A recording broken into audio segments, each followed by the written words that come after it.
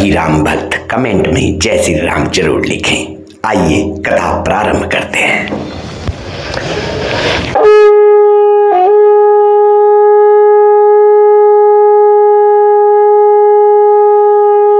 जय श्री राम। दिव्य वाणी के इस पावन मंच पर आप सभी का हार्दिक स्वागत है।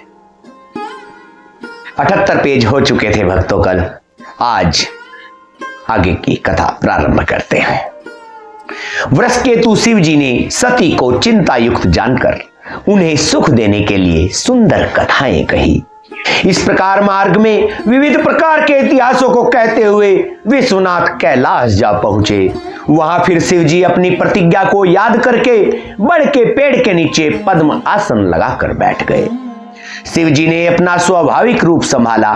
उनकी अखंड और अपार समाधि लग गई। तब सती जी कैलाश पर रहने लगी।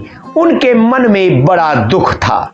इस रहस्य को कोई कुछ नहीं जानता था। उनका एक एक दिन युग के समान बीत रहा था। जय श्री राम। सती जी के हृदय में नित्य नया और भारी सोच हो रहा था कि मैं इस दुख समुद्र के पार कब जाऊंगी। मैंने जो श्री रघुवीरनाथ जी का अपमान किया और फिर पति के वचनों को झूठ जाना, उसका फल विधाता ने मुझको दिया। जो उचित था वही किया, परंतु हे विधाता, अब तुझे यह उचित नहीं है जो शंकर से विमुख होने पर भी मुझे जिंदा रख रहा है। सती जी के हृदय की ग्लानि कुछ कही नहीं जाती। बुद्धिमती सती जी ने मन में श्री रामचंद्र जी का स्मरण किया और कहा, हे प्रभु, यदि आप दीन दयालु कहलाते हैं और वेदों ने आपका यह यश गाया है कि आप दुखों को हरने वाले हैं, तो मैं हाथ जोड़कर विनती करती हूं कि मेरी यह देह जल्दी छूट जाए। यदि मेरा शिव जी के चरणों में प्रेम है और मेरा यह प्रेम का व्रत मन वचन और कर्म आचरण से सत्य है, तो हे सर्वदर्शी प्रभु, सुनिए और शीघ्र वह उपाय कीजिए जिससे मेरा मरण हो और बिना ही परिश्रम यह पति परित्याग रूपी असहाय विपत्ति दूर हो जाए। दक्ष सुता सती जी इस प्रकार बहुत दुखित थी। उनको इतना दारुण दुख था कि जिसका वर्णन नहीं किया जा सकता है। भक्तों, 87,000 वर्ष बीत जाने पर अविनाशी शिव जी ने समाधि खोली। शिव जी राम नाम का स्मरण करने लगे। तब सती जी ने जाना कि अब जगत के स्वामी शिव जी जागे। उन्होंने जाकर शिव जी के चरणों में प्रणाम किया। शिव जी ने उनको बैठने के लिए अपने सामने आसन दिया। शिव जी भगवान हरि की रसमयी कथाएं कहने लगे। उसी समय दक्ष प्रजापति हुए। ब्रह्मा जी ने सब प्रकार से योग्य देख समझकर दक्ष को प्रजापतियों का नायक बना दिया। जब दक्ष ने इतना बड़ा अधिकार पाया तब उनके हृदय में अत्यंत अभिमान आ गया। जगत में ऐसा कोई नहीं पैदा हुआ जिसको प्रभुता पाकर मद ना हो। जय श्री राम। दक्ष ने सब मुनियों को बुला लिया और वे बड़ा यज्ञ करने लगे। जो देवता यज्ञ का भाग पाते हैं, दक्ष ने उन सबको आदर सहित निमंत्रित किया। दक्ष का निमंत्रण पाकर किन्नर नाग सिद्ध गंधर्व और सब देवता अपनी अपनी स्त्रियों सहित चले।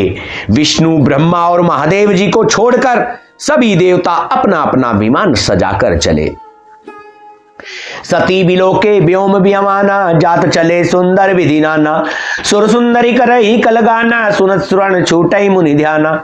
सती जी ने देखा अनेकों प्रकार के सुंदर विमान आकाश में चले जा रहे हैं। देव सुंदरियां मधुर गान कर रही हैं, जिन्हें सुनकर मुनियों का ध्यान छूट जाता है। सती जी ने विमानों में देवताओं के जाने का कारण पूछा। तब शिव जी ने सब बातें बतलाई कि पिता के यज्ञ की बात सुनकर सती कुछ प्रसन्न हुई और सोचने लगी कि यदि महादेव जी मुझे आज्ञा दें तो इसी बहाने कुछ दिन पिता के घर हो आऊं। क्योंकि उनके हृदय में पति द्वारा त्यागी जाने का बड़ा भारी दुख था, पर अपना अपराध समझकर वे कुछ न कहती थी। आखिर सती जी भय, संकोच और प्रेम रस में सनी हुई मनोहर वाणी से बोली, हे प्रभु, मेरे पिता के घर बहुत बड़ा उत्सव है। यदि आपकी आज्ञा हो तो हे परमात्मन, हे कृपाधाम, मैं आदर सहित उसे देखने जाऊं। शिव जी ने कहा, तुमने बात तो अच्छी कही है प्रिय, यह मेरे मन को पसंद आई, पर उन्होंने न्योता नहीं भेजा तो यह अनुचित है। दक्ष ने अपनी सब लड़कियों को बुलाया है, किंतु हमारे वैर के कारण उन्होंने तुमको भी भुला दिया है। एक बार ब्रह्मा की सभा में हमसे अप्रसन्न हो गए थे, उसी से वे अब हमारा अपमान करते हैं। हे भवानी, जो तुम बिना बुलाए जाओगी तो न शील स्नेह ही रहेगा और न मान मर्यादा ही रहेगी। बोलो जय श्री राम। यद्यपि इसमें संदेह नहीं कि मित्र, स्वामी, पिता और गुरु के घर भी बिना बुलाए नहीं जाना चाहिए, तो भी जहां कोई विरोध मानता हो उसके घर जाने से कल्याण नहीं होता। शिव जी ने बहुत प्रकार से समझाया, पर होनहारवश सती के हृदय में बोध नहीं हुआ, अर्थात उनको इस बात का ज्ञान नहीं हुआ। ये तो विधि और विधाता ने रच दी थी। फिर शिव जी ने कहा कि यदि बिना बुलाए जाओगी तो हमारी समझ में अच्छी बात नहीं होगी। शिव जी ने बहुत प्रकार से कहकर देख लिया, किंतु जब सती किसी प्रकार भी नहीं रुकी, तब त्रिपुरारी महादेव जी ने अपने मुख्य गणों को साथ देकर उनको विदा कर दिया। भवानी जब पिता दक्ष के घर पहुंची, तब दक्ष के डर के मारे किसी ने उनकी आओ भगत नहीं की। केवल एक माता भले ही आदर से मिली, बहिनें बहुत मुस्कुराती हुई मिली।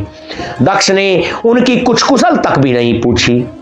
सती जी को देखकर उल्टे उनके सारे अंग जल उठे। तब सती ने जाकर यज्ञ देखा तो वहां कहीं शिव जी का भाग दिखाई नहीं दिया, अर्थात शिव जी का आसन नहीं दिखाई दिया। तब शिव जी ने जो कहा था वह उनकी समझ में आ गया। स्वामी का अपमान समझकर सती का हृदय जल उठा। पिछला पति प्रत्याग का दुख उनके हृदय में उतना नहीं व्यापा था जितना महान दुख इस समय पति अपमान के कारण हुआ। यद्यपि जगत में अनेक प्रकार के दारुण दुख हैं, तथापि जाति अपमान सबसे बढ़कर कठिन है। यह समझकर सती जी को बड़ा क्रोध आया। उन माता ने उन्हें बहुत प्रकार से समझाया बुझाया, परंतु उनसे शिव जी का अपमान सहा नहीं गया। इससे उनके हृदय में कुछ भी प्रबोध नहीं हुआ। तब वे सारी सभा को हठपूर्वक डांट कर क्रोध भरे वचन बोली। ये सभासदों और सब मुनीश्वरों, सुनो, जिन लोगों ने यहां शिव जी की निंदा की या सुनी है, उन सबको उसका फल तुरंत ही मिलेगा और मेरे पिता दक्ष भी भली भांति पछताएंगे।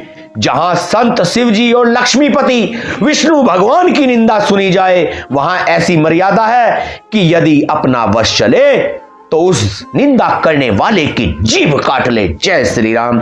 और नहीं तो कान मूंद कर वहां से भाग जाए। त्रिपुर दैत्य को मारने वाले भगवान महेश्वर संपूर्ण जगत की आत्मा है। वे जगत पिता और सबका हित करने वाले हैं।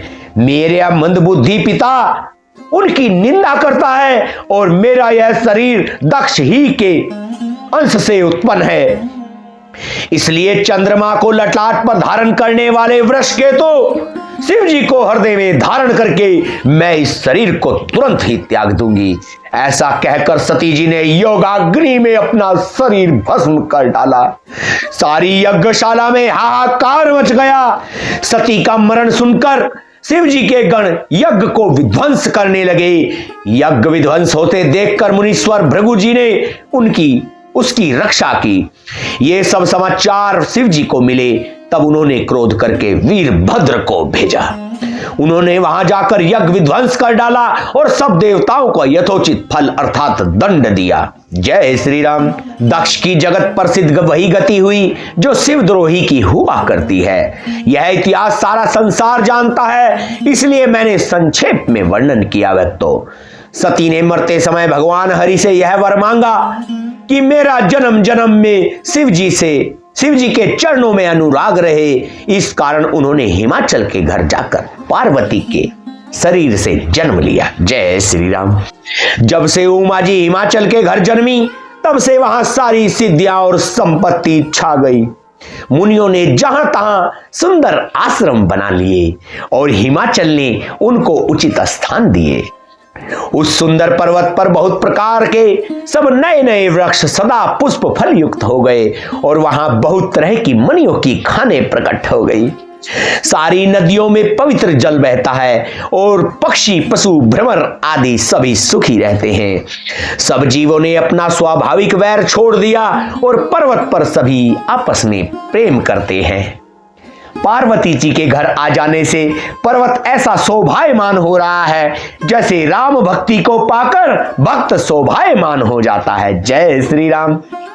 उस पर्वतराज के घर नित्य नए नए मंगलोत्सव होते हैं जिसका ब्रह्म आदि यश गाते हैं। तब नारद जी ने यह समाचार सुना तो वे कौतुक ही से हिमाचल के घर पधारे। पर्वतराज ने उनका बड़ा आदर किया और चरण धोकर उनको उत्तम आसन दिया। फिर अपनी स्त्री सहित मुनि के चरणों में सिर नवाया और उनके चरणोदक को सारे घर में छिड़काया। हिमाचल ने अपने सौभाग्य का बहुत बखान किया और पुत्री को बुलाकर मुनि के चरणों पर डाल दिया और कहा, हे मुनीश्वर, आप त्रिकालज्ञ और सर्वज्ञ हैं, आपकी सर्वस्त्र पहुंच है, अतः आप हृदय में विचार कर कन्या के गुण और दोष कहिए। नारद मुनि ने हंसकर रहस्य युक्त कोमल वाणी से कहा, तुम्हारी कन्या सब गुणों की खान है, वह स्वभाव से ही सुंदर सुशील और समझदार है। जय मां भवानी। उमा अंबिका और भवानी इसके नाम है। कन्या सब सुलक्षणों से संपन्न है। यह अपने पति को सदा प्यारी होगी, इसका सुहाग सदा अचल रहेगा और इसके माता पिता यश पावेंगे। यह सारे जगत में पूज्य होगी और इसकी सेवा करने से कुछ भी दुर्लभ नहीं होगा। भक्तों, जय श्री राम। संसार में स्त्रियां इनका नाम स्मरण करके पतिव्रत रूपी तलवार की धार पर चढ़ जाएगी। जय श्री राम। हे पर्वतराज, तुम्हारी कन्या सुलक्षणी है। अब इसमें दो चार अवगुण हैं, उन्हें भी सुन लो। गुणहीन, मानहीन, पिताहीन, विहीन, उदासीन, संशयहीन और लापरवाह। योगी जटाधारी, निष्काम हृदय, नंगा और अमंगल वेश वाला ऐसा पति इसको मिलेगा। इसके हाथ में ऐसी ही रेखा पड़ी है। नारद मुनि की वाणी सुनकर और उसको हृदय में सत्य जानकर पति पत्नी हिमवान और मैना को दुख हुआ और पार्वती जी प्रसन्न हुई। उनकी तो इच्छा ही यही थी। नारद जी ने इस रहस्य को नहीं जाना क्योंकि सबकी बाहरी दशा एक सी होने पर भी भीतरी समझ भिन्न भिन्न थी।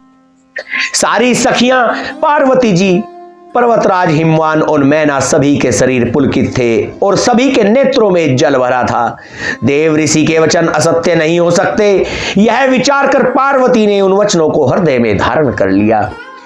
उन्हें शिव जी के चरण कमलों में स्नेह उत्पन्न हो आया, परंतु मन में यह संदेह हुआ कि उनका मिलना तो कठिन है। अवसर ठीक न जानकर उमा ने अपने प्रेम को छिपा लिया और फिर वे सखी की गोद में जाकर बैठ गई।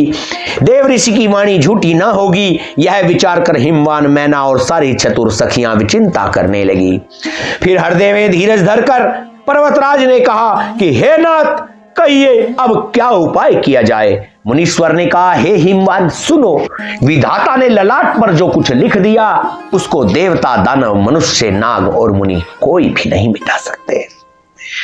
तो भी एक उपाय मैं बताता हूं, यदि देव सहायता करे तो वह सिद्ध हो सकता है। उमा को वर तो निसंदेह वैसा ही मिलेगा जैसा मैंने तुम्हारे सामने वर्णन किया है। जय श्री राम। परंतु मैंने वर के जो जो दोष बतलाए हैं, मेरे अनुमान से वे सभी शिव जी में हैं। यदि शिव जी के साथ विवाह हो जाए तो दोषों को भी सब लोग गुणों के समान ही कहेंगे। जय हो भोलेनाथ। जैसे विष्णु भगवान शेषनाग की सैया पर सोते हैं तो भी पंडित लोग उनको कोई दोष नहीं लगाते। सूर्य और अग्निदेव अच्छे बुरे सभी रसों का भक्षण करते हैं, परंतु उनको कोई बुरा नहीं कहता। गंगा जी में शुभ और अशुभ सभी जल बहता है, पर उन्हें कोई अपवित्र नहीं कहता। सूर्य, अग्नि और गंगा जी की भांति समर्थ को कुछ दोष नहीं लगता। यदि मूर्ख मनुष्य ज्ञान के अभिमान से इस प्रकार होड़ करते हैं तो वे कल्प भर के लिए नरक में पड़ते हैं। भला कहीं जीव भी ईश्वर के समान सर्वथा स्वतंत्र हो सकता है? गंगा जल से बनाई हुई मदिरा को जानकर संत लोग कभी उसका पान नहीं करते, पर वही गंगा जी में मिल जाने पर जैसे पवित्र हो जाती है। ईश्वर और जीव में भी वैसा ही भेद है। शिव जी सहज ही समर्थ हैं क्योंकि वे भगवान हैं, इसलिए इस विवाह में सब प्रकार कल्याण है, परंतु महादेव जी की आराधना बड़ी ही कठिन है। फिर भी क्लेश तप करने से वे बहुत जल्दी संतुष्ट हो जाते हैं। यदि तुम्हारी कन्या तप करे तो त्रिपुरारी महादेव जी होनहार को मिटा सकते हैं। यद्यपि संसार में वर तो अनेक हैं, पर इसके लिए शिव जी को छोड़कर दूसरा वर नहीं है।